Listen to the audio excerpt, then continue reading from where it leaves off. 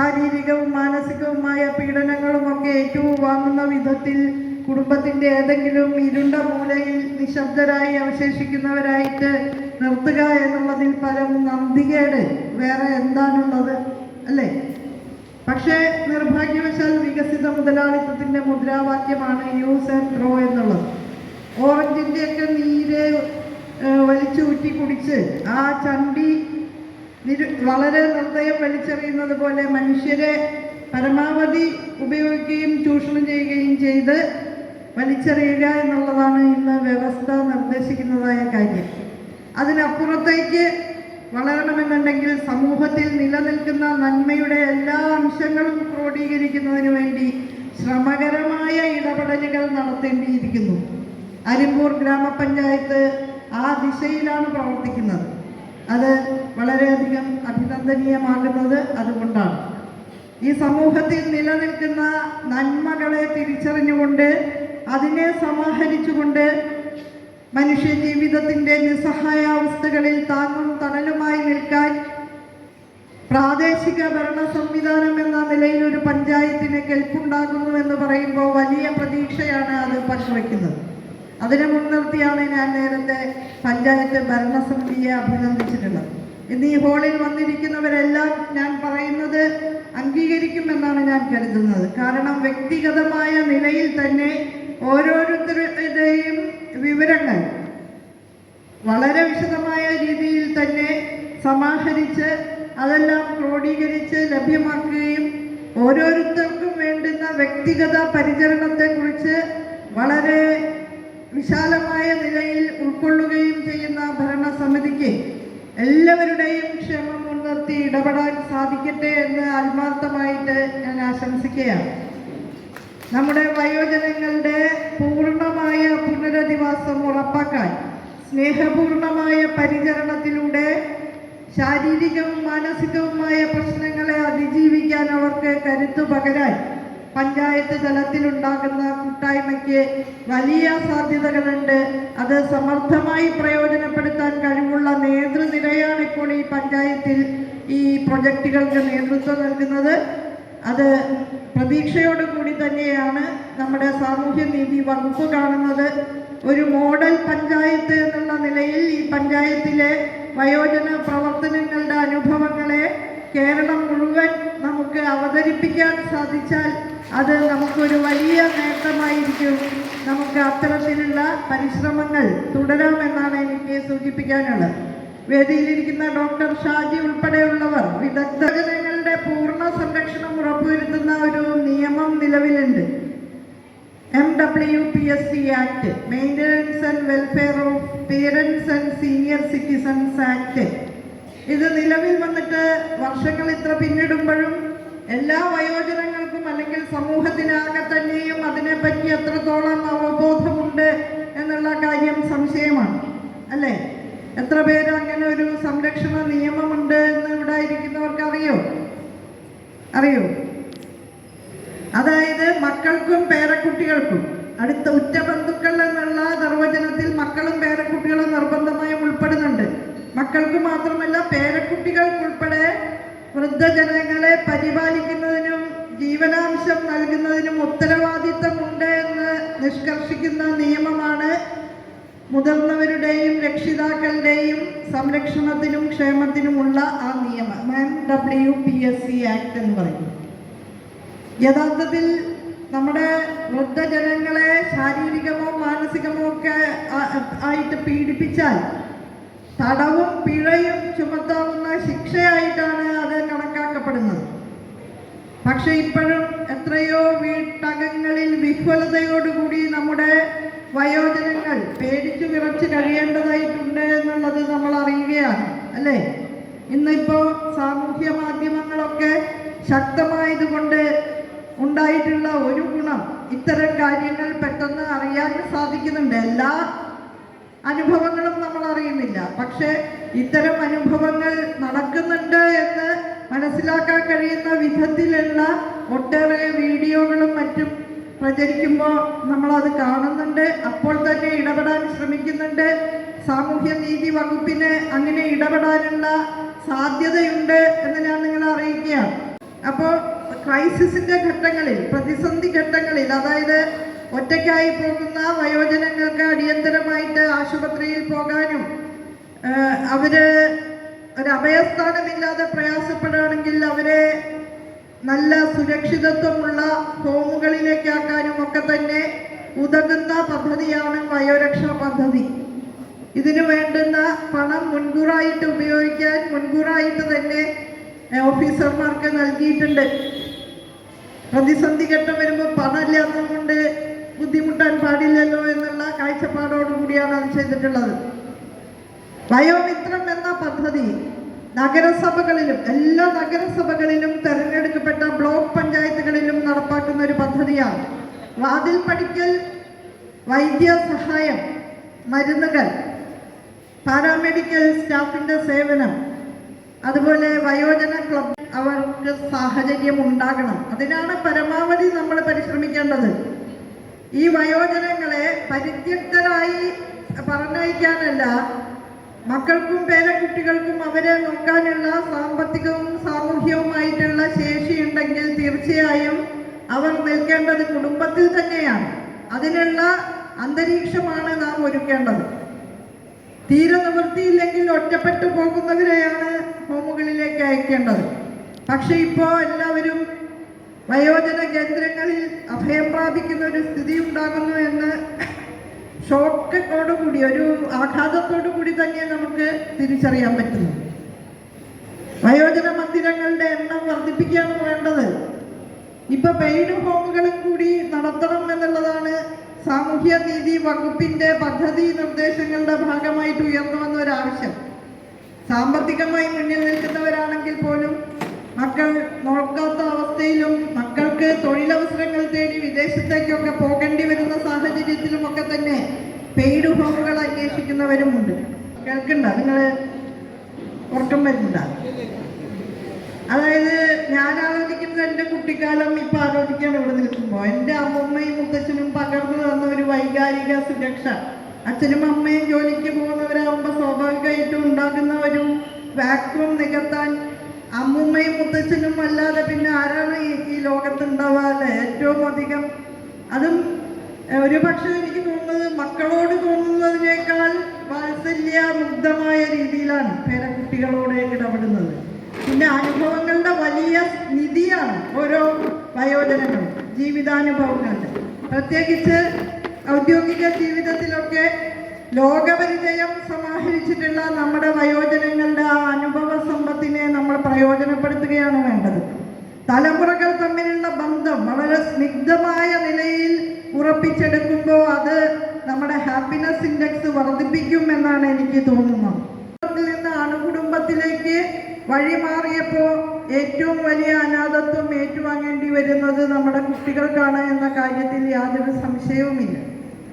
അപ്പൊ ആ നിലയിൽ അമ്മൂമ്മമാരുടെയും മുത്തച്ഛന്മാരുടെയും സാന്നിധ്യം കുടുംബത്തിനകത്ത് തന്നെയാണ്. അത് വളരെ പോസിറ്റീവായൊരു സാന്നിധ്യമാണ് എന്ന അവബോധം തലമുറകളിലേക്ക് പകരാനുള്ള പരിശ്രമം, ആ സ്നേഹമസൃണമായിട്ടുള്ള അന്തരീക്ഷം കുടുംബത്തിനകത്ത് നിലനിർത്തി പോരുന്നതിനുള്ള വലിയ ഇടപെടൽ, അത് സാമൂഹിക ഉത്തരവാദിത്തമായിട്ട് നാം ഏറ്റെടുക്കേണ്ടതുണ്ട് എന്ന് തന്നെയാണ് ഈ സന്ദർഭത്തിൽ എനിക്ക് പറയാനുള്ളത്. നമ്മൾ വളരെ യാന്ത്രികമായിട്ട് അടിസ്ഥാന സൗകര്യങ്ങൾ ഒരുക്കിയത് കൊണ്ട് മാത്രമാകുന്നില്ല.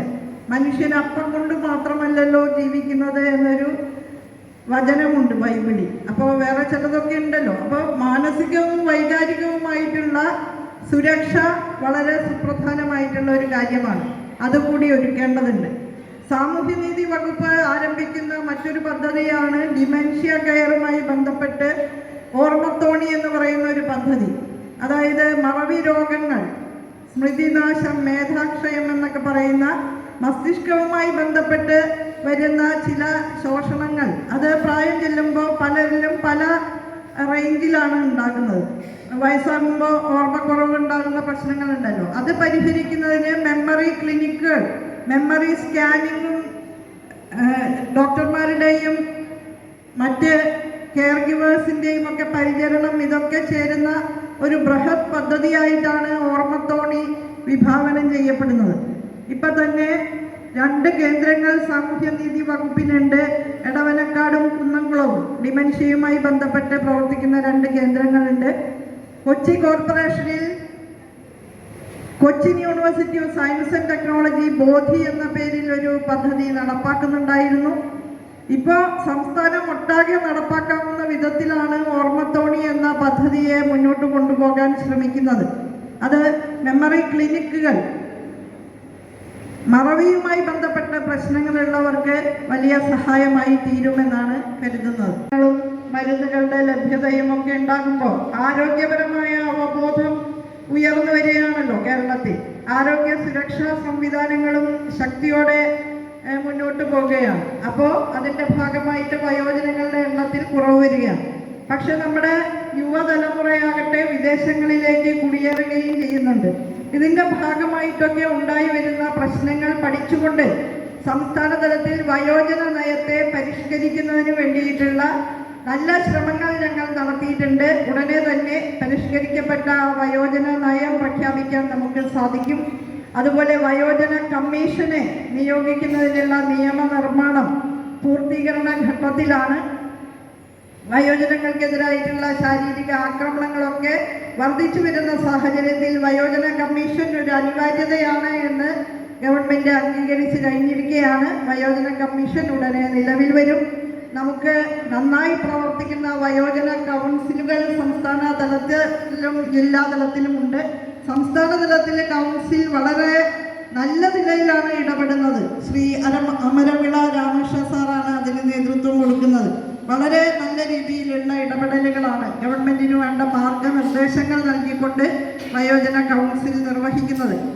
വയോജന കൗൺസിലിൻ്റെ നിർദ്ദേശപ്രകാരം സംസ്ഥാനത്ത് ഒട്ടാകെ തന്നെ ഒരു വയോജന സർവേ നടത്താൻ തീരുമാനിച്ചിട്ടുണ്ട്.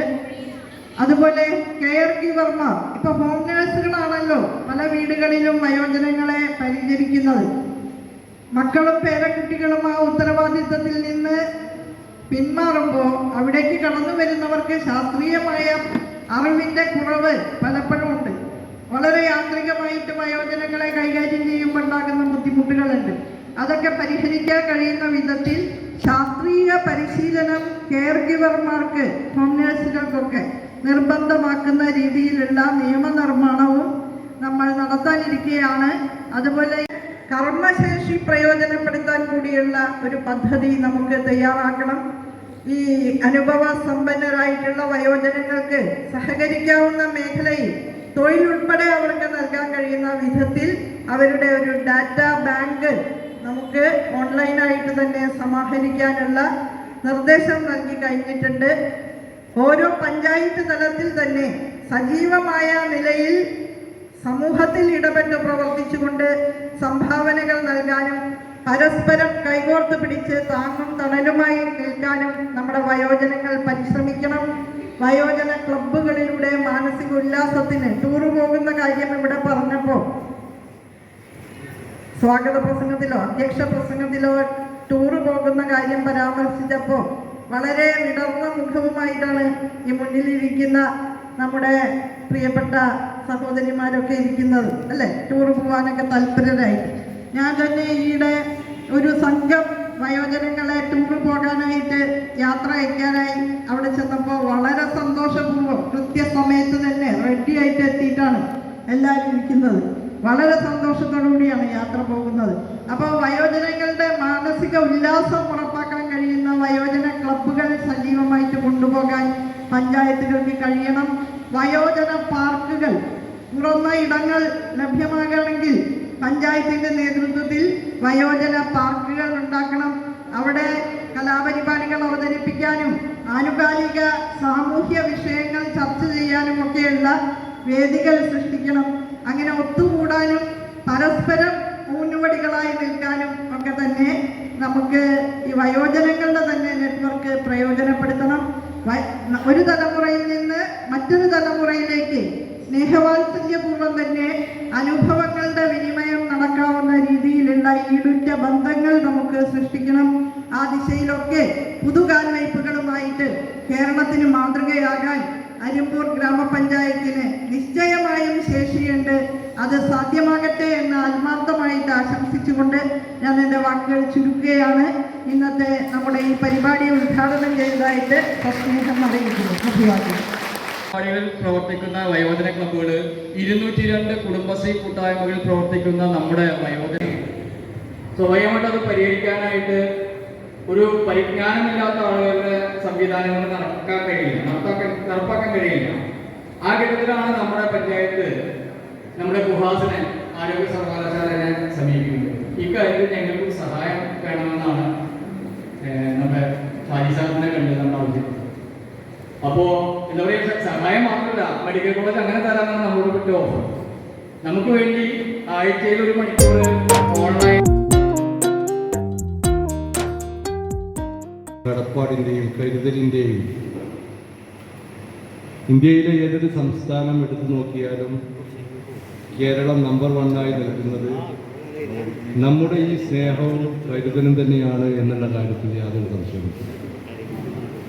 മറ്റൊരു സംസ്ഥാനത്ത് ഇത്തരത്തിലുള്ള ഒരു കൂട്ടായ്മ സംഘടിപ്പിക്കാനോ ഇതുപോലുള്ള സ്നേഹ വായ്പകൾ അല്ലെങ്കിൽ നമ്മുടെ അനുഭവങ്ങൾ പങ്കുവെക്കാൻ കഴിയുമോ എന്ന് എനിക്ക് തോന്നുന്നില്ല. കാരണം ഞാനും നിങ്ങളൊക്കെ ഒരു ഐതിഹാസികമായ ഒരു തെരഞ്ഞെടുപ്പിനെ അഭിമുഖീകരിച്ച് നമ്മുടെ നാട്ടിൽ ഒരു ഫാസിസ്റ്റ് ഭരണകൂടം ഇത്തരത്തിലുള്ള കൂട്ടായ്മകളെ എല്ലാം തന്നെ മതത്തിൻ്റെയും ജാതിയുടെയും പേരിൽ വേർതിരിച്ച് ഭിന്നിപ്പിച്ച് ഭരിച്ച് കൊണ്ടിരിക്കുന്ന ഒരു കാലഘട്ടത്തിലാണ് ഇത്തരത്തിലുള്ള ഒരു വലിയ പരിപാടി അരിമ്പൂർ ഗ്രാമപഞ്ചായത്ത് നടത്തുന്നത് എന്നുള്ള കാര്യത്തിൽ യാതൊരു സംശയമില്ല. അതിൻ്റെ ആദ്യഘട്ടം എന്നുള്ള നിലയിലാണ് ഞങ്ങളുടെ 2ാം വാർഷികം ആഘോഷിക്കുന്നത്. ആദ്യത്തെ ദിവസത്തെ പരിപാടി എന്നുള്ളത് വയോജനോത്സവമായിട്ടാണ് നിലമ്പൂർ മുനിസിപ്പാലിറ്റി നടത്തിയത്. അതിനുശേഷം വയോജനങ്ങളുടെ നേതൃത്വത്തിലിരിക്കുന്ന ഈ അഹമ്മദ് കുട്ടിയാക്കാനെ പോലുള്ള ആളുകൾ, സീനിയർ സിറ്റിസണായിട്ടുള്ള ആളുകളുടെ ഒരു ശില്പശാല നടത്തി എന്താണ് നമ്മുടെ വയോജനങ്ങളുടെ പ്രശ്നം, എന്താണ് നിങ്ങൾക്ക് പ്രശ്നമുള്ളത്, ഒരു മുനിസിപ്പാലിറ്റി എന്നുള്ള നിലയിൽ എന്താണ് ഞങ്ങളെക്കൊണ്ട് നിങ്ങൾക്ക് ചെയ്തു തരാൻ കഴിയുക എന്നുള്ള ചർച്ചയാണ് ആദ്യമായിട്ട് വന്നത്. ഞാൻ മനസ്സിലാക്കുന്നത് നമ്മുടെ സംസ്ഥാനത്ത് ഓരോ പഞ്ചായത്തിനും അല്ലെങ്കിൽ ഓരോ മുനിസിപ്പാലിറ്റിയിലെയും ഇത്തരത്തിലുള്ള സീനിയർ സിറ്റിസൻ്റെ ഒക്കെ ആഗ്രഹങ്ങളും അതുപോലെ തന്നെ അവരുടെ ജീവിത ശൈലീ രോഗങ്ങളും അവരുടെ ഓരോന്നും മാറ്റമുണ്ടെന്ന് മനസ്സിലാക്കുന്ന ഒരാളാണ് ഞാൻ. ഒരുപക്ഷെ മലപ്പുറം ജില്ലയിലുള്ള ആളുകളുടെ ജീവിതശൈലി രോഗങ്ങളായിരിക്കില്ല ഈ തൃശ്ശൂരിലുള്ള ആളുകൾ. അത് മതപരമായിട്ടും അവരുടെ ജീവിത ശൈലിപരമായിട്ടും ഭക്ഷണക്രമമായിട്ടൊക്കെ വളരെയധികം വ്യത്യസ്തമുള്ളതാണ്. അപ്പോൾ എല്ലാ പഞ്ചായത്തിലെയും മുനിസിപ്പാലിറ്റികളുടെയും വയോജനങ്ങളെ ഒരേപോലെ സമീപിക്കാൻ ഒരിക്കലും നമുക്ക് സാധിക്കില്ല എന്നുള്ള കാര്യത്തിൽ യാതൊരു സംശയമില്ല. മലപ്പുറം ജില്ലയിലെ ഇത്തരത്തിലുള്ള 60 വയസ്സിന് മുകളിലുള്ള ആളുകളുടെ പ്രശ്നങ്ങളും തൃശ്ശൂർ ജില്ലയിലുള്ള ആളുകളുടെ പ്രശ്നങ്ങളും അവിടെ ഗ്രാമപഞ്ചായത്താണെങ്കിലും മുനിസിപ്പാലിറ്റിയായി നടപ്പിലാക്കുന്ന കാര്യങ്ങളുമായിട്ട് ഏറെ വ്യത്യസ്തമായിട്ട് ഉണ്ടാവും. ഞങ്ങളെ സംബന്ധിച്ചിടത്തോളം ഇത്തരത്തിലുള്ള ആളുകളുടെ ഞങ്ങൾക്ക് 33 വാർഡുകളാണ് നിലമ്പൂർ മുനിസിപ്പാലിറ്റിയിൽ ഉള്ളത്. വയോജന ക്ലബ്ബുകൾ ഒരു 50 കുടുംബങ്ങളെ വെച്ച് അല്ലെങ്കിൽ 50 ആളുകളെ വെച്ച് ഞങ്ങൾ രൂപീകരിക്കുന്നുണ്ടായി. അതിന് പ്രസിഡന്റ്, സെക്രട്ടറി എന്നീ തലത്തിലുള്ള ആളുകളൊക്കെ അതിനുണ്ട്. ആദ്യമായി അത്തരത്തിലുള്ളൊരു പരിപാടി ഏറ്റെടുത്തതിന് ശേഷം ഇവരെ സംബന്ധിച്ചിടത്തോളം ഇവരുടെ പ്രധാന ഒരു പ്രശ്നം എന്തായിരുന്നു വെച്ചാൽ ഇവർക്ക് എവിടെയെങ്കിലും ഒന്ന് ഇരിക്കാനോ അല്ലെങ്കിൽ ഒന്ന് സംസാരിക്കാനോ അല്ലെങ്കിൽ ഒന്ന് സംവദിക്കാനോ അല്ലെങ്കിൽ ഒന്ന് ഇൻട്രാക്ട് ചെയ്യാനോ അല്ലെങ്കിൽ പുറത്തേക്കൊന്ന് ഇറങ്ങാനോ. നേരത്തെ പ്രസിഡന്റുമാരൊക്കെ പറഞ്ഞ ഒരു ലോൺലിനെസ് വരുന്നത് ഞാൻ മനസ്സിലാക്കുന്നത് വീട്ടിൽ തന്നെ വയോജനങ്ങളെ സംരക്ഷിക്കുക എന്ന് പറഞ്ഞാൽ എത്രത്തോളം പ്രാവർത്തികമാണെന്ന് എനിക്ക് തോന്നുന്നില്ല. കാരണം ഈ പറഞ്ഞ മക്കളും കുട്ടികളൊക്കെ പോയി കഴിഞ്ഞാൽ അവർ ഭാര്യയും ഭർത്താവും ഒന്നുമില്ലെങ്കിൽ മുഖത്തേക്ക് നോക്കും. അവിടെ തന്നെ അത് വിജയിപ്പിച്ചു കൊണ്ടുപോകുക കാരണം ചിലപ്പോൾ ഒരു ബുദ്ധിമുട്ടുണ്ടാവും. അപ്പം ഞങ്ങളെ സംബന്ധിച്ചിടത്തോളം ആദ്യമായിട്ട് വന്നത് ഇവർക്കൊന്ന് ഇരിക്കാൻ അല്ലെങ്കിൽ ഇവർക്കൊന്ന് പ്രവർത്തിക്കാനുള്ള ഒരു സാഹചര്യം ഉണ്ടാക്കണം. മുന്നോട്ട് നീങ്ങണം എന്നുണ്ടെങ്കിൽ ഇതിന് ഒറ്റ പോയിന്റുള്ള സന്തോഷം തന്നെയാണ്.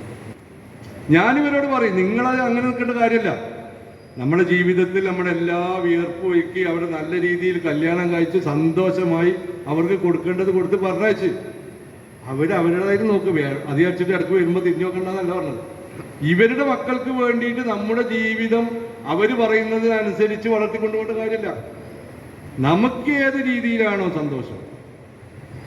ഇതിൻ്റെ ഏറ്റവും വലിയ രസം എന്താ നിങ്ങൾ, ഇത്തരത്തിൽ ഞങ്ങൾ പ്രവർത്തിച്ചുകൊണ്ടാണ് ഈ ഇന്ത്യയിൽ ആദ്യമായിട്ട് ഒരു മുനിസിപ്പാലിറ്റിക്ക് യുനെസ്കോ ലേണിംഗ് സിറ്റി പുരസ്കാരം കിട്ടിയ മുനിസിപ്പാലിറ്റിയാണ് മനസ്സിലാക്കുന്നത്. അതിൻ്റെ പ്രധാന പോയിന്റ് ഈ ഹാപ്പിനെസ് ആണ്. ഈ ഹാപ്പിനെസ് വരുന്നത് മക്കളിൽ എന്നിലുമില്ല, നമ്മുടെ അച്ഛനമ്മമാരിലാണ് ഈ ഹാപ്പിനെസ് വരുന്നത്. സ്വന്തം മക്കൾ പഠനത്തിൽ ഹാപ്പിനെസ് ഉണ്ടാവും, അവരുടെ ഫുട്ബോളിൽ ഹാപ്പിനെസ് ഉണ്ടാവും, അവരുടെ ക്രിക്കറ്റ് കളിയിൽ ഹാപ്പിനെസ് ഉണ്ടാവും, അവരുടെ സുഹൃത്തുക്കളുടെ കൂടെ യാത്ര ചെയ്യുമ്പോൾ ഹാപ്പിനെസ് ഉണ്ടാവും. They are very happy every day and every time. അവർ ഏത് സമയത്തും സന്തോഷവാന്മാരാണ്. വീട്ടിൽ വരുമ്പോൾ അവരവരുടെ മൊബൈൽ അവർ സന്തോഷം. ആദ്യത്തെ അല്ലാത്തത് ഈ 60 വയസ്സിന് മുകളിലുള്ള ആളുകളാണ്. അപ്പം അവരെ ഉയർത്തിക്കൊണ്ടുവരിക എന്ന് തന്നെയാണ് നമ്മുടെ ഉദ്ദേശം. അത്തരത്തിലുള്ളൊരു പ്രവർത്തനത്തിൻ്റെ ഭാഗമായിട്ടാണ് ഞാൻ നേരത്തെ പറഞ്ഞതുപോലെ ഒരു 50,000 ജനസംഖ്യയുള്ള മുനിസിപ്പാലിറ്റിക്ക് ഇന്ത്യയിൽ ആദ്യമായിട്ട് 3 സ്ഥലത്താണ് ഈ യുനെസ്കോ ലേണിംഗ് സിറ്റി പുരസ്കാരം കിട്ടിയത്. ഒന്ന് നിലമ്പൂർ മുനിസിപ്പാലിറ്റിക്ക്, ഒന്ന് തൃശ്ശൂർ കോർപ്പറേഷന്, ഒന്ന് വാറങ്കൽ. അപ്പം എന്താ കാരണം ആ ഒരു പോയിന്റിൻ്റെ ഒരു വില എന്തായിരിക്കും? ഇത് ഇവിടെ മാത്രം ചർച്ച ചെയ്യപ്പെടുന്ന കാര്യമല്ല. ഈ വയോജനങ്ങൾ കാരണം ലോകമാകണം ചർച്ച ചെയ്യപ്പെടുന്ന ഒരു വിഷയമാണ് ഈ വിഷയം. ഇത് ചെറിയ വിഷയമാക്കി എടുക്കേണ്ടത്. ലോകത്താകമാനം ഏത് അമേരിക്കയിലായാലും ചർച്ച ചെയ്യപ്പെടുന്ന ഈ ഓൾഡ് ഏജ് പിന്നെ ഹോമുകളും മറ്റൊക്കെ ചർച്ച ചെയ്യപ്പെടുന്ന ലോകത്ത് ഏറ്റവും കൂടുതൽ ഇന്ന് ജനങ്ങൾ അഭിമുഖീകരിക്കുന്ന അല്ലെങ്കിൽ ഒരു ഗവൺമെൻറ് അഭിമുഖീകരിക്കുന്ന ഏറ്റവും വലിയ ഒരു ബുദ്ധിമുട്ടായുള്ള പ്രശ്നം ഈ ഓൾഡ് ഏജ് ഹോമുകളാണ്. നമ്മളൊക്കെ ചില മക്കളെ അച്ഛനോ അമ്മയൊക്കെ മരിക്കുമ്പോൾ വിളിക്കുമ്പോൾ അവർ പറഞ്ഞത് ഇപ്പോഴും നമ്മളെ കാതിൽ മുഴങ്ങും. എന്ത് ചിലവാണെങ്കിലും അവർ പൈസ അയച്ചു തരും. എന്ത് ചിലവാണെങ്കിലും അവർ പൈസ അയച്ചു തരും. എന്തിനും അറിയണത് മറവ് ചെയ്യാനുണ്ടായി പറയണത്. അവർക്ക് വരാൻ ഒഴിവില്ല. അവരൊരിക്കലും ഞാൻ കുറ്റം പറയില്ല, അവരെ കുറ്റം പറഞ്ഞിട്ട് കാര്യമില്ല. കാരണം അവരുടെ ജീവിതം അങ്ങനെയായി. അവരുടെ മക്കള്, അവരുടെ കുട്ടികൾ, അവരുടെ പഠനം അല്ലെങ്കിൽ അവരുടെ ജോലി പ്രശ്നമാണ്. അമേരിക്കയിൽ നിന്ന് ഒരു അമ്മയും അച്ഛനെ അവിടെ മരിച്ചിട്ടെന്ന് വെച്ചിട്ട് ലക്ഷക്കണക്കിന് രൂപ ചെലവാക്കി ഇവിടെ വരുന്നതിന് നല്ലത് നമുക്ക് 1-2 ലക്ഷം റുപ്യ മരിച്ചതിന് അമ്മക്ക് നല്ല രീതിയിലൊരു സെൻഡ് ഓഫ് കൊടുക്കാനാണ്. ആ മകന് നല്ല മകൻ തന്നെയാണ്. അപ്പം ഞാൻ പറഞ്ഞു കൊണ്ടുവരുന്നത് അവരവരുടെ സന്തോഷം പോകുമ്പോൾ തന്നെ നമ്മുടെ സന്തോഷം മാറ്റി വെച്ചുകൊണ്ട് ഇപ്പം നിങ്ങൾക്കിപ്പോൾ പല പഞ്ചായത്താൽ പല ക്ലാസ് എടുത്തുനിന്ന് ഒരു സിനിമക്ക് കൊണ്ടുപോയി ഡാൻസ് എടുപ്പിച്ച് പാട്ട് പാടിപ്പിച്ച് ഇതൊക്കെ നമ്മുടെ മനസ്സിന് സന്തോഷമുള്ള കാര്യമാണ്. നമുക്കതാണ് നിലമ്പൂരിൽ ഞങ്ങൾ കണ്ടത് അതാണ്. ഇവരുടെ സന്തോഷം എന്താണോ, ഇവർക്ക് എന്താണോ ആവശ്യം അത് ചെയ്തു കൊടുക്കുക. അവരുടെ നീഡ്സ് എന്താണോ അത് ആവശ്യം അത് ചെയ്തു കൊടുക്കുക. അവർക്ക് ഇപ്പോൾ അവിടെ ഓപ്പൺ ജിമ്മുണ്ട്, നടക്കാനുള്ള സ്ഥലമുണ്ട്, പുസ്തകം വായിക്കാനുള്ള ലൈബ്രറി ഉണ്ട്. കോലായ വർത്തമാനം എന്നൊരു പരിപാടി ഉണ്ട്. ഇപ്പോൾ നിങ്ങൾക്കത് പറഞ്ഞാൽ മനസ്സിലാവുന്നില്ല. മലപ്പുറക്കാർക്ക് കോലായ വർത്തമാനം പറഞ്ഞാൽ നമ്മുടെ ഈ സിറ്റ് ഔട്ടിലൊക്കെ ഇരുന്ന് വർത്തമാനം പറയില്ലേ. പണ്ടത്തെ കാലത്തൊക്കെ അയൽവാസികളൊക്കെ വന്നിട്ട് വർത്തമാനം പറയും. അവിടെ നിന്ന് ചേച്ചി വരും, ഇവിടെ നിന്ന് മറ്റൊരു വരും. നമ്മളൊക്കെ ഇന്നതൊക്കെ പോയി. ഇന്ന് നമ്മൾ നേരെ 6 മണിയായ ഈ TV പോയിന്റ് ഇങ്ങനെ ആവശ്യമില്ലാതെ ഇത് കണ്ട് കരയാണ്. ഈ സീരിയൽ കണ്ട് കരയാണ്. അങ്ങനത്തെ സ്ത്രീകളെ ഞാൻ എൻ്റെ ജീവിതത്തിൽ ഇതുവരെ കണ്ടിട്ടില്ല. വെറും പ്രശ്നങ്ങൾ. എന്നിട്ട് നമ്മളിരുന്ന് ഇങ്ങനെ കരയാണ്. പണ്ടങ്ങനെയല്ല. പണ്ട് അതെ പണ്ട് നമ്മളമ്മമാരൊക്കെ അയലോകത്തെ ഉമ്മാത്താനെ വിളിച്ചും മറ്റൊരു വിളിച്ചും ജനകീയ വാറ് ഓലി ഇരിക്കണ്, വർത്താനം പറയണ്, ഓലി വെറ്റിലെന്നിന് ഓലി അപ്പത്തിന് മക്കൾ കട്ടൻ ചായ ഉണ്ടാക്കി കൊടുക്കണ്, അതിൽ ഉമ്മ കൊതുക് അടിച്ചെന്ന് പറയുന്നത് ഇതൊക്കെ ഇവരുടെ സന്തോഷത്തിൻ്റെ ഒരു ഭാഗം. അപ്പം അവിടെ നമ്മുടെ ഈ എന്താ പറയുക സ്ഥലത്ത് പോരായ വർത്തമാനം എത്രാമത്തെ എപ്പിസോഡാണ് നമുക്ക് 107ാമത്തെ എപ്പിസോഡ്. TV-ലൊക്കെ നിങ്ങൾ എപ്പിസോഡ് കണ്ടപ്പോൾ ഇത് 107ാമത്തെ എപ്പിസോഡ് നടക്കുകയാണ്. അവരവിടെ വരുന്ന അവരുടെ അവതരിപ്പിക്കണ, അവരുടെ തമാശ പറയണ്, ചിരിക്കണ്, അവിടുന്ന് ഭക്ഷണം കഴിക്കണ്. ഞങ്ങൾ അവിടുന്ന് ആ സ്ത്രീകളും പുരുഷന്മാരൊക്കെ രാത്രികൾക്ക് പോകാൻ പോകുന്നില്ല. പിന്നെ രാത്രി പേരേക്ക് എത്തേണ്ട വെച്ചിട്ട് പോവാം. അവരുടെ പകുതി രോഗവും തീരും, അവരുടെ പകുതി പ്രശ്നങ്ങളും തീരും. ഇവിടെ ഈ രാജ്യത്ത് ലോകത്ത് പ്രശ്നങ്ങളില്ലാത്ത ആരുമില്ല.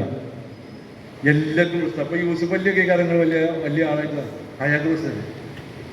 എല്ലാവർക്കും പ്രശ്നം.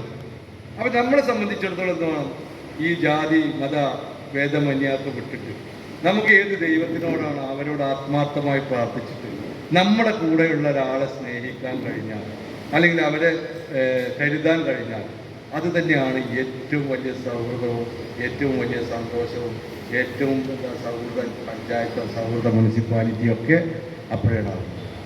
ഞങ്ങൾ അതിനു വേണ്ടിയുള്ളൊരു ശ്രമത്തിലാണ്. അത് എത്രത്തോളം ഏതൊക്കെ നിലക്ക് ഇപ്പോൾ മുനിസിപ്പാലിറ്റിയെ സംബന്ധിച്ചിടത്തോളം അവിടെ ഏത് ഈ പറയുന്ന ക്ലബ്ബുകളും കാര്യങ്ങളും ഉണ്ട്, അതൊക്കെ ബന്ധപ്പെട്ടാണെങ്കിലും ആർക്കും അവിടെ ഒരു പ്രശ്നം വന്നാലും അപ്പം അവിടെ ഇടപെടുക എന്താണെന്നൊന്നുമില്ല. ഇവരുടെ പ്രശ്നങ്ങൾ ഹോസ്പിറ്റലിൽ കൊണ്ടുപോയാലും അങ്ങനെ ഉണ്ടാവും. മരുന്നും കാര്യങ്ങളൊക്കെ വയോമിത്രം മറ്റുള്ള പരിപാടികളൊക്കെ 2 പെയിൻ ആൻഡ് പാലിയേറ്റീവിൻ്റെ യൂണിറ്റ് ഞങ്ങൾക്കുണ്ട്. അതിന് ഡോക്ടർമാരുണ്ട്. അതേപോലെ തന്നെ ഈ പറയുന്ന പോലെ പിന്നെ ഹോമിയോ ഡോക്ടറുണ്ട്, പിന്നെ ഇംഗ്ലീഷ് ഡോക്ടറുണ്ട്, പിന്നെ ആയുർവേദ ഡോക്ടർ, ഇതൊക്കെ അതുണ്ട്. അതൊക്കെ അതിൻ്റെ വഴിക്ക് നടക്കും. പക്ഷേ ഇതൊക്കെ ഉണ്ടായാലും ഞങ്ങളെ സംബന്ധിച്ചിടത്തോളം ഇവരെ ചേർത്ത് പിടിച്ച് ഇവരുടെ സന്തോഷത്തിൽ പങ്കുകൊണ്ട് ഇവരുടെ ദുഃഖത്തിൽ പങ്കുകൊണ്ട് അവരുടെ ജീവിത നമ്മുടെ മറ്റുള്ള അതേ ഉയരത്തിൽ ഇപ്പോൾ അവിടെ മുനിസിപ്പാലിറ്റിയിൽ എന്ത് പരിപാടി ഉണ്ടെങ്കിലും ഇപ്പോൾ നേരത്തെ ഒരു പ്രസിഡന്റ് പറഞ്ഞ പോലെ ഇവരാണ് ആ കാര്യങ്ങൾ നടത്തുന്നത് ഞങ്ങളുടെ മുനിസിപ്പാലിറ്റിയിൽ. അതാ ഞാൻ പറഞ്ഞത്, ഇവർക്ക് സന്തോഷമോ ഇവർക്ക് അതിനെ പറ്റിയൊരു ധാരണയില്ലെങ്കിൽ ഇവരിതിന് വരില്ല. ഇവരിത് അറിഞ്ഞ് നമ്മളെ മുമ്പ് ജീപ്പ് എടുത്ത് ഇവിടെ എത്തിക്കുന്നത്. ചെയർമാൻ എത്തിയപ്പോൾ വൈകി, ഇവർ രാവിലെ തന്നെ ഇവിടെ എത്തിക്കുന്നത്. അതെന്തുകൊണ്ടാണ്? അവരെ സംബന്ധിച്ചിടത്തോളം മുനിസിപ്പാലിറ്റി ഏറ്റെടുത്ത് നടത്തുന്ന കാര്യത്തിൽ പൂർണ്ണ ബോധ്യമുണ്ട്.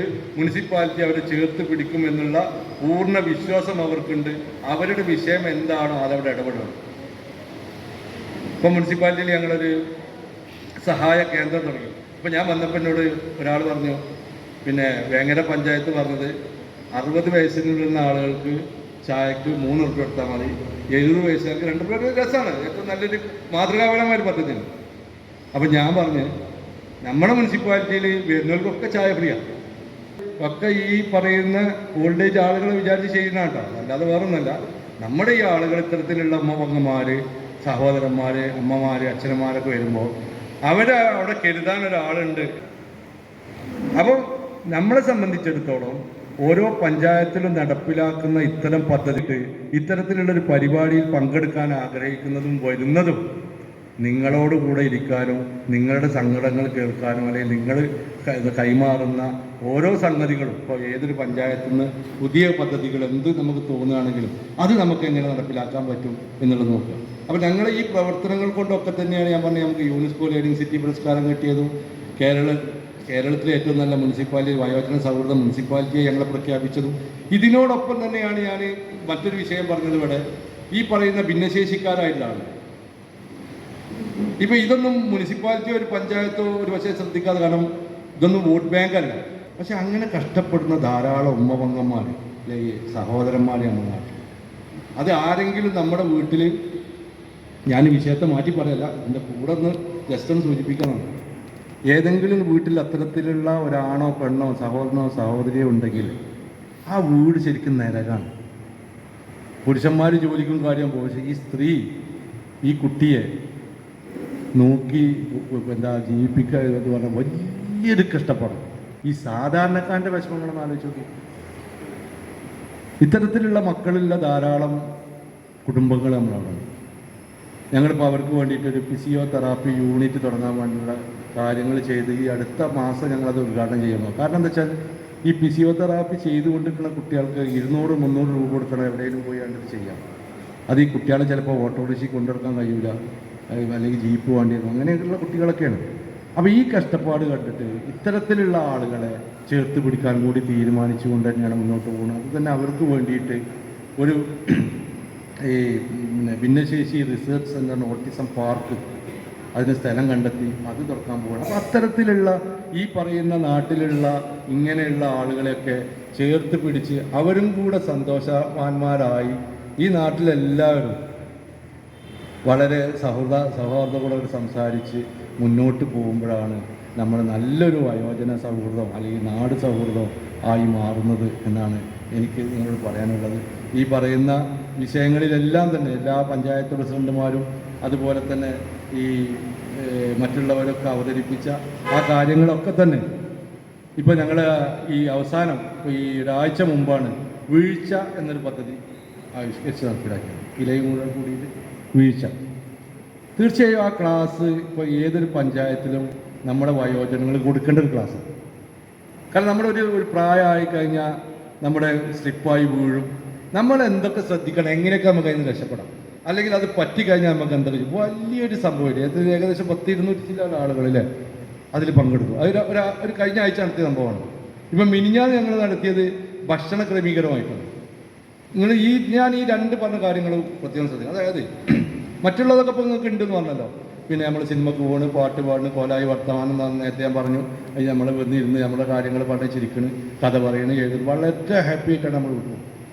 പക്ഷേ ഈ വീഴ്ച എന്ന് പറഞ്ഞൊരു സംഭവം ഇപ്പോൾ നമ്മുടെ ഇപ്പം ഞങ്ങളുടെ ജീവിതത്തിൽ പെട്ട ഒരാൾ കഴിഞ്ഞ 2 ആഴ്ച മുമ്പ് ശിവേട്ടൻ നമ്മുടെ ഗ്രൂപ്പിൽപ്പെട്ട ആളാണ്. അദ്ദേഹം ഒരു മാങ്ങ പറിക്കാൻ കയറി വീണ് അവിടെ കംപ്ലീറ്റ് എല്ല് പൊട്ടി 2 ആഴ്ച ICU കിടന്ന് അദ്ദേഹം മരിച്ചു. ഞാൻ ഒരു ഉദാഹരണം പറഞ്ഞു. ഇത്തരത്തിലുള്ള കുറേ ഇപ്പം വീട്ടിൽ ബാത്റൂമിൽ വഴുക്കി വീണുകാണ്ട് അപകടം പറ്റുന്ന ആളുകൾ. ഇതിനെക്കുറിച്ച് നല്ല രീതിയിലൊരു അവബോധ ക്ലാസ് ഈ പറയുന്ന 200 ആളുകളും ഹാപ്പി ആയിട്ടാണ് പോയത്. ഇപ്പം മിനിഞ്ഞാന്ന് ഞങ്ങളൊരു പരിപാടി നടത്തുന്നത് അത് ഭക്ഷണ ക്രമീകരണമായിട്ട് ബന്ധപ്പെട്ട. ഞാനും നിങ്ങളൊക്കെ സത്യത്തിൽ അത് കേട്ടപ്പോഴാണ് ഞാനും അതിനെക്കുറിച്ച് അവയർനെസ് വരുന്നത്. മനസ്സിലുണ്ടാവും, പക്ഷെ അതെങ്ങനെ പക്ഷേ അത് കേട്ട് നോക്കുമ്പോൾ ശരിയാണ്. ഞാനും നിങ്ങളൊക്കെ നമ്മുടെ മക്കളെ ഫുഡ് വല്ലാതെ ശ്രദ്ധിക്കും. ഇപ്പോൾ എൻ്റെ മോനൊക്കെ നല്ല ഫുട്ബോൾ കളിക്കുന്ന ആളാണ്.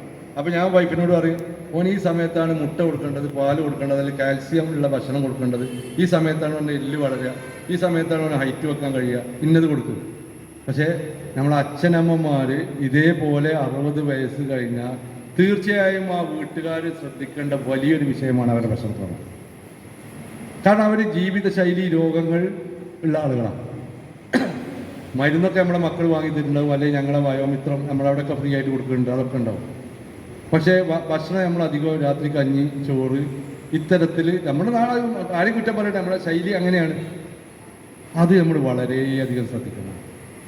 ഭക്ഷണക്രമം കൂടി നമുക്ക് ഈ പറയുന്ന ആളുകൾക്കൊന്ന് ക്രമീകരിച്ച് ഏത് ഫുഡ് ഏതൊക്കെ സമയത്ത് കഴിക്കുക എന്ന് നമുക്ക് പഠിച്ചു കഴിഞ്ഞാൽ ഇപ്പം നിങ്ങളിലുള്ള ഒരു 50% രോഗം നിങ്ങളെ വിട്ടുപോകും. ഒരു സംശയമില്ല. നിങ്ങൾ ഇതിലേറെ ഊർജ്ജസ്വലരാകും, ഇതിലേറെ രാത്രി കടന്നുറങ്ങും, ഇതിലേറെ രാവിലെ എണീക്കും. നമുക്ക് രാമായണം ചെല്ലാനും നമസ്കരിക്കാനും ഒക്കെ വളരെ ഈസിയായിട്ട്. ഇത് ഈ സമൂഹത്തിലും അതുപോലെ തന്നെ മറ്റൊരു പഞ്ചായത്തിലും ശ്രദ്ധിച്ചിട്ടുണ്ടോ എന്ന് എനിക്കറിയില്ല. പക്ഷേ ഇത് വളരെ ഗൗരവപൂർവമായി ചർച്ച ചെയ്യേണ്ട 2 വിഷയങ്ങളാണ് ഈ വീഴ്ചയും അതുപോലെ തന്നെ ഭക്ഷണ രീതിക്രമങ്ങളും. തീർച്ചയായും നമ്മൾ ഭക്ഷണത്തിൽ നിന്ന് വളരെയധികം മാറ്റം വരുത്തേണ്ട കാലം അതിക്രമിച്ചിരിക്കുന്നു. ഏതൊരു വ്യക്തിക്കും നമ്മുടെ ഷുഗറും പിന്നെ പ്രഷറും ഇല്ലാത്ത ആളുകളില്ല. അപ്പോൾ ആളുകൾക്ക് മറ്റു പല രോഗങ്ങളുണ്ട്. അപ്പം അതിൽ നിന്നെല്ലാം വിമുക്തി നേടി ഊർജ്ജസ്വലരായി വളരെ സന്തോഷത്തോടു കൂടെ നമ്മളെ പേരക്കുട്ടികളെയൊക്കെ നോക്കാനുള്ള അല്ലെങ്കിൽ അവരെയൊക്കെ സന്തോഷിപ്പിക്കാനുള്ള ആ രീതിയിലേക്ക് നമുക്ക് വരണമെങ്കിൽ ഇത്തരത്തിലുള്ള കുറേ കടമ്പകൾ വളരെ വളരെ സുതാര്യമായി വളരെ നല്ല രീതിയിൽ നമുക്ക് മുന്നോട്ട് കൊണ്ടുപോകാൻ കഴിയും. ആളുകൾക്കോടൊക്കെ ഉള്ള നന്ദിയും കടപ്പാടും സ്നേഹവും നിലമ്പൂർ മുനിസിപ്പാലിറ്റിക്ക് ഞങ്ങൾ അർപ്പിക്കുകയാണ്. തീർച്ചയായും ഇത്തരത്തിലുള്ള ചർച്ചകളാണ് നാട്ടിൽ വരേണ്ടത്. ഇപ്പം ഞാൻ പ്രസിഡന്റ് ചെയർമാനാണ്, ഇവിടെ പ്രസിഡന്റ് സ്മിത ഉണ്ട്.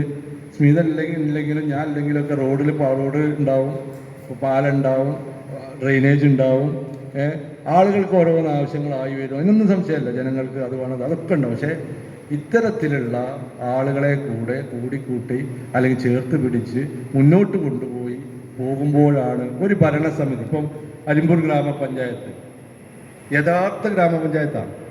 മറ്റുള്ള വികസന പ്രവർത്തനങ്ങളായിട്ട് സ്മിത വേണ്ട, ആരായാലും ഉണ്ടാവും. പക്ഷെ ഇത്തരത്തിലുള്ള ആളുകളെ ചേർത്ത് പിടിച്ച് മുന്നോട്ട് പോകുന്ന ഒരു നഗരസഭ അല്ലെങ്കിൽ ഒരു പഞ്ചായത്ത് എന്ന് പറയുമ്പോൾ ആ നാടിൻ്റെ സ്പന്ദനമറിഞ്ഞ പഞ്ചായത്താണ് എന്ന് പറയാൻ ഞാൻ ആഗ്രഹിക്കുകയാണ്. ഇത്തരത്തിലുള്ള പരിപാടികളിലൊക്കെ തന്നെ വന്ന് പങ്കെടുക്കുന്നതും ഇങ്ങനെ കാണാനും കേൾക്കാനും ഇഷ്ടപ്പെടാനും സംസാരിക്കാനും സംവദിക്കാനും ഒക്കെ തന്നെയാണ്. ഇതിൻ്റെ ഊർജ്ജം ഉൾക്കൊണ്ടുകൊണ്ട് നമുക്ക് മുമ്പോട്ട് പോകാൻ കഴിയട്ടെ എന്ന് വളരെ ആത്മാർത്ഥമായി ആശംസിച്ചുകൊണ്ട് എൻ്റെ ഈ ചെറിയ വാക്കുകൾ ശ്രമിച്ച നിങ്ങളോടുള്ള നന്ദിയും കടപ്പാടും അറിയിക്കുന്നു. നന്ദി, നമസ്കാരം.